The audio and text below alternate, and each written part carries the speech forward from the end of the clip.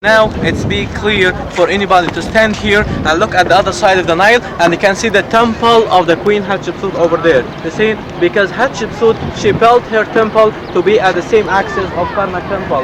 This is Karnak Temple, the biggest temple in the whole of Egypt around in front of us. This one lasted like 1500 years to be built, and it was built on area around 200 acres. Let's go to the temple to see.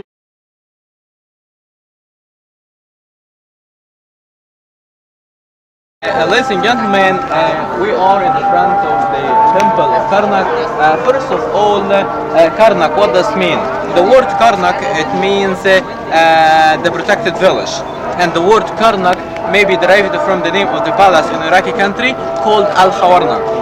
Or maybe the name of the temple is derived from the name of the village here, what is called the Karnak area or Karnak village. So we have three different meanings for the word Karnak. We are not sure by 100% from which one or which meaning they derive the name of Karnak. When you start looking at the temple, first of all we can see the obelisk here. So there used to be two obelisks in ancient time. This one for king, his name City II, and the other one also used to be for City II, but the other one is badly damaged. When we keep going down, we can see the ram's head and the body of a lion. The rams are the symbol of creation and other representation of the god Amun-Ra, the god of the sun, and the body of a lion are the symbol of power and the symbol of strength. This one we don't know for whom, but we can see under the beard of each one a statue. It looks like the statue of the king Ramses II. But as I mentioned before, not everything we can see the statue of Ramses it means for himself, because sometimes he used to usurp some places from other rulers and he put just his own name or putting his statue and keep saying it's mine and it's not for anybody else. You know, in ancient time used to be like a canal that linked between the place and the river Nile. The canal from here to the temple of Luxor. And when they used to cut the obelisk from Aswan, they get to the city of Luxor and they get inside the temple, so they use the canal for getting the obelisk inside the temple itself. The facade is called the pylon. In this facade we cannot see any inscriptions, we cannot see any writing.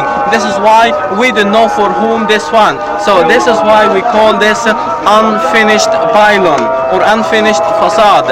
We have no inscriptions on it, so no indicates about the king that he built this one. But maybe for a king his name Nekhtanebo, he was ruling over Egypt around 350 BC.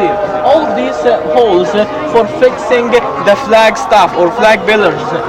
Why? Because the facade used to be like a propaganda. The king, he used to depict himself while he is fighting against the enemies of Egypt, and used to be flag in front for reflecting the beauty of the temple and reflecting also the main provinces on the country of Egypt. Okay, so this is about the facade. Let's go to see what's next now.